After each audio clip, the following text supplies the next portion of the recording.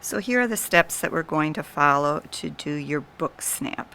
First thing you're going to do in Keynote is to tap one time on the left side where there aren't any text boxes. And when you do, some little black boxes will pop up that are some editing options. Instead of using those, we are going to go to the top right corner and we're going to tap on the little paintbrush. When I tap on that, some formatting options will pop up. The background is white. I'm going to tap one time on the background. If you go up to where it says color, right now it's at preset. If you tap on color, you will get a whole bunch of colors. We need a lighter color to come up so our text shows up. And make sure that the color is different from the green and the blue and the red that you see on the screen. If it's almost the same color, it will blend in too much. So, and those little boxes won't show up real well. So I like that color real well. If I tap one time around in the black space around my slide, that box will disappear. And I get those little editing options that pop up again. If I tap again, they will go away. So background set. Second thing I need to do is put in my title. In the top box, text box, which is bigger, it says double tap to edit. I'm going to double tap it. And my keyboard should pop up. If I want to type the title in all capital letters, the arrow on the keyboard, if I double tap it, that will turn the caps lock on. If you do not use that, make sure that you capitalize correctly. On the bottom box, the one that's smaller, I'd like you to type just your first name. Again, if you don't use the caps lock, make sure you capitalize it appropriately.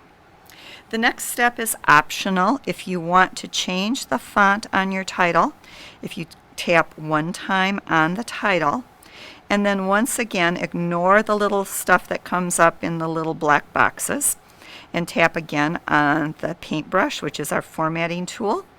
And you will see some options for text. Make sure you're tapped on text up here at the top. And then I'm just going to go to font. And I've got some other options for font. Make sure you pick one that is easy to read, nice and dark. I know a lot of you like doing this one at the bottom, the Zapfino. A lot of times that one does not work super well. So make sure you pick one that is easy to read. When I tap again someplace on my slide, the title will appear and I can see what the font looks like. You don't have to do that, but you may. You may do the same thing for your name if you wish. The last thing that you need to do for this first part of the project is take a picture of the page in your book that you're going to annotate. So I'm going to go again up to my top right corner. This time I'm going to tap on the plus and make sure you are in the last section, which has a little picture of a mountain with a sun. Shouldn't look like that, shouldn't look like that, shouldn't look like that. It should look like that. And I'm going to tap on where it says camera. If it asks for permission to use the camera, please say okay or yes. Now at this point you're going to have to probably stand up, pick up your iPad.